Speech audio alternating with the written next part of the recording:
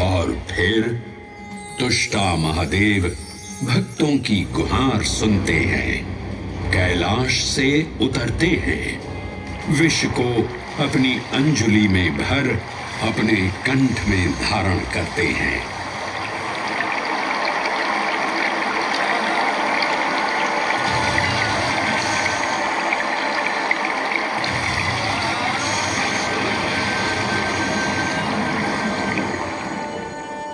अंततो गत्वा सागर मंथन से अमृत कलश प्रकट होता है। जैसे ही अमृत प्रकट हुआ, दानवों ने इसे केवल अपने आधिपत्य में लेने की आकांक्षा प्रकट की और संघर्ष छिड़ गया। आज यदि हम इस अमृत को प्राप्त कर सकें, तो हम देवताओं पर हमेशा के लिए प्रभुत्व स्थापित कर पाएंगे। अमृत अपात्र हाथों में ना जा पाए, क्योंकि ये अपनी शक्ति का असीम दुरुपयोग करेंगे। इस अराजकता के परिणाम स्वरूप अमृत की कुछ बूंदें छलकी और पृथ्वी तक पहुंच गईं। 4 स्थलों पर स्पर्श हुआ इन बूंदों का। हरिद्वार, प्रयागराज, नासिक और उज्जैन। अमृत की इन्हीं बूंदों के कारण उज्जैन में हर 12 वर्ष पर कुंभ सिंहस्थ मेले का आयोजन होता है। भगवान शिव की लीला देखिए। लोक कल्याण के लिए स्वयं विषपान किया और अपनी नगरी पर अमृत वर्षा करवाई। अमृत की पावन बूंदों से अभिसिंचित ये दिव्य उज्जैन भूमि रामायण के पृष्ठों में भी सम्मिलित हुई। सतयुग के बाद त्रेता युग में माता सीता की खोज में वानर सेना का यहाँ आगमन हुआ।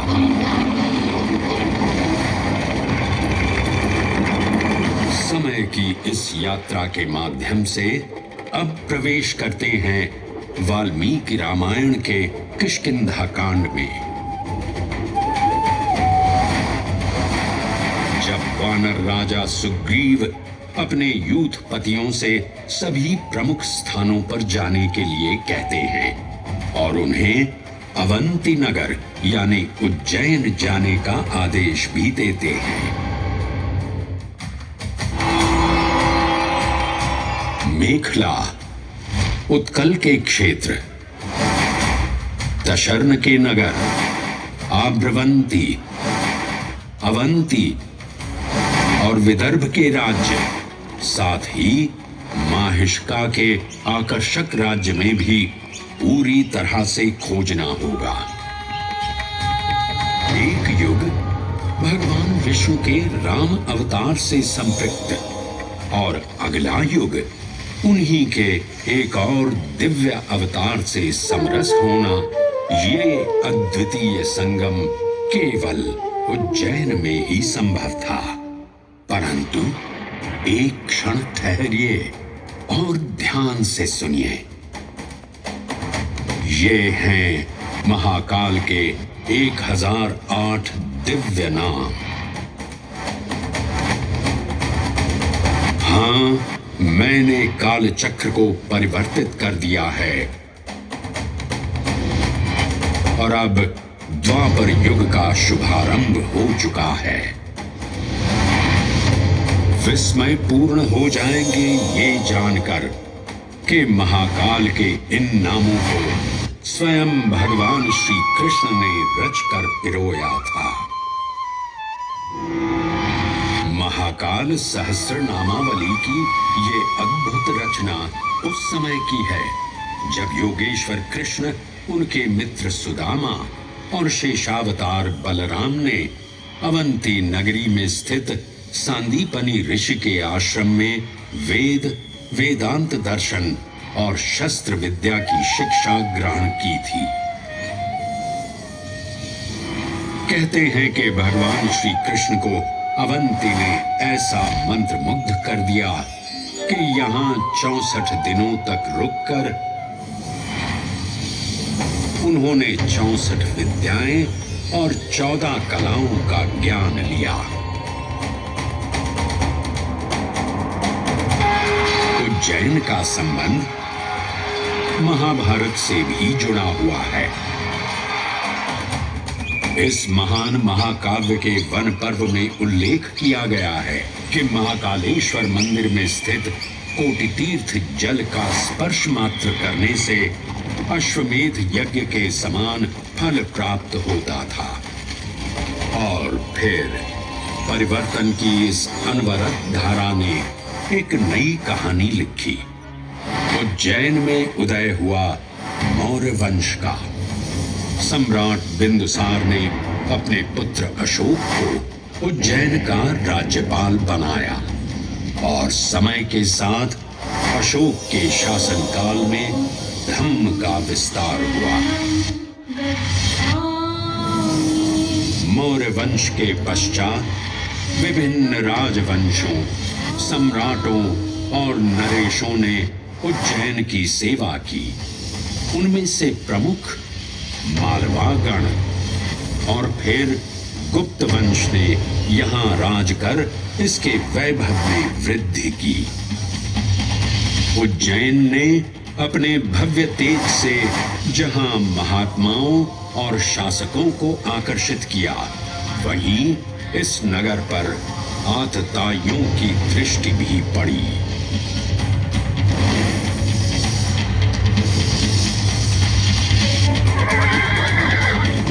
शक मध्य एशिया की खानाबदोश जनजाति थी, जिन्होंने उत्तर पश्चिमी और मध्य भारत के कुछ हिस्सों पर आक्रमण कर अपना शासन स्थापित किया। ईसा पूर्व प्रथम शताब्दी में जब भारत शकों के अत्याचार से त्रस्त था, तब उन शकों ने उज्जैन पर भी कब्जा कर लिया और फिर उज्जैन में उदय हुआ एक तेजस्वी योद्धा, महाराज विक्रमादित्य का। एक तरफ शकों का बल तो दूसरी तरफ विक्रमादित्य का अद्वितीय पराक्रम। विक्रमादित्य की तलवार महादेव के तीसरे नेत्र सी चमकी। प्रचंड युद्ध हुआ। महाकाल की कृपा से शूरवीरों ने शकों को परास्त किया और उज्जैन में गणतांत्रिक शासन स्थापित किया।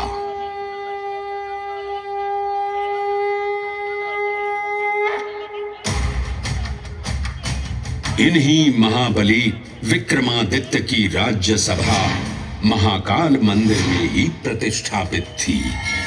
आज भी इस मंदिर की घंटियों में विक्रमादित्य की वीरता और शौर्य की प्रतिध्वनि गुंजायमान होती है।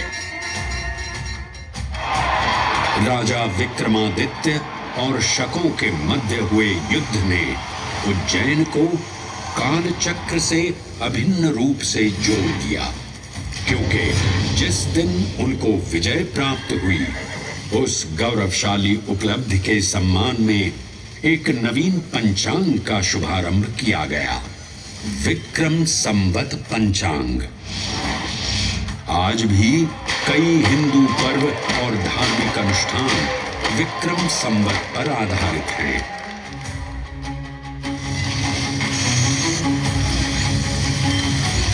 पृथ्वी की भौगोलिक कर्क रेखा इस पावन उज्जैन भूमि से होकर गुजरती है। लगभग 300 वर्ष पूर्व उज्जैन विश्व समय का प्रमुख संदर्भ बिंदु था। यही कारण है कि उज्जैन की वेधशाला में